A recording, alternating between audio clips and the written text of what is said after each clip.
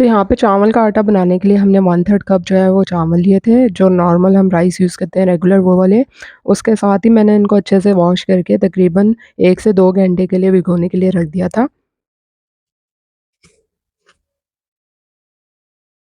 1 से 2 घंटे तक भिगोने के बाद मैंने इनको अच्छे से जो है इसमें से पानी निकाल लिया था और धूप में जो है वो इसको ड्राई होने के लिए रख दिया था, ताकि ये अच्छे से जो है वो ड्राई हो जाएँ।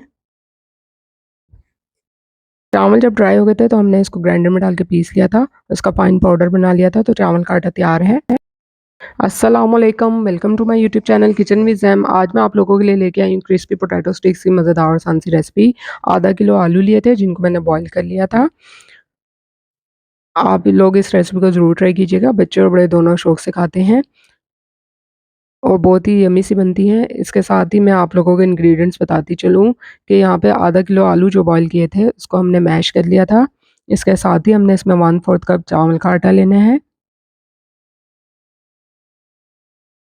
इसके साथ ही हमने 3 टेबलस्पून कॉर्नफ्लोर लेना है, कटा हुआ हरा धनिया लेना है, यहाँ पे हाफ़ टी स्पून नमक है, half tea spoon chaat masala, अदरक का पेस्ट, हाफ़ टी स्पून जो है लाल मिर्च का पाउडर, हाफ़ टी स्पून ज़ीरा पाउडर, इसके साथ ही हाफ़ टी स्पून जो है वो काली मिर्च का पाउडर डालेंगे। अब सबसे पहले जो है हमने आलू जो मैश किए थे उनमें चावल का आटा डाल देना है, इसके साथ ही हमने इसमें कॉर्नफ्लोर भी डाल देना है, साथ ही हमने इसमें मसाले भी सारे ऐड कर देने हैं, कटा हुआ हरा धनिया भी डाल देना है। ये सब ऐड करने के बाद हमने इसको अच्छे तरीके से मिक्स कर लेना है। आधा घंटे के लिए आप इसको जो है फ्रिज में रख सकते हैं ताकि अच्छे से सेट हो जाए। यहाँ पे हमने कढ़ाई में जो है डीप फ्राइंग के लिए ऑयल रख दिया था।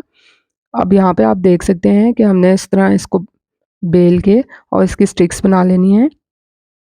ये मैंने बच्चों के लिए बनाया था और इसमें मसाला नहीं डाला था। तो यहाँ पे मैं अब आपको बताने लगी हूँ कि हमने इसको किस तरह से रोल करके इसकी स्टिक्स बनानी है।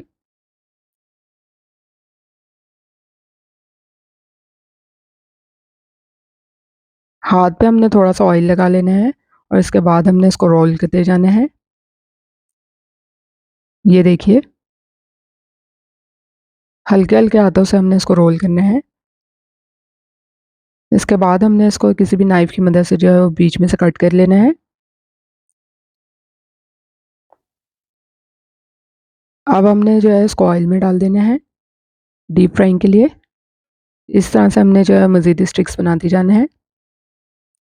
ये देखिए, और जैसे ही इसमें जो है अच्छा सा गोल्डन कलर आएगा तो हमने इसको ऑयल से निकालते जाना है। यहाँ पे हमने फ्लेम जो है वो मीडियम रखना है, बहुत ज़्यादा हाई नहीं रखना। तो देखिए कितनी मज़ेदार सी जो है क्रिस्पी पोटैटो स्टिक्स तैयार हो रही हैं। इसके बाद हमने इसको इस तरह से चन्नी वाले बर्तन में डाल देना है ताकि ये क्रिस्पी रहें। तो देखिए मज़ेदार सी पोटैटो स्टिक्स तैयार हैं। आप लोग रेसिपी को ज़रूर ट्राई कीजिएगा। मुझे यकीन है कि आप लोगों को रेसिपी पसंद आएगी। रेसिपी पसंद आई है तो उसको लाइक और शेयर करना मत भूलिएगा। चैनल को सब्सक्राइब ज़रूर कर दीजिएगा। जल्द मिलूँगी आप लोगों से एक नई रेसिपी के साथ, तब तक के लिए इजाज़त दीजिए। अल्लाह हाफ़िज़।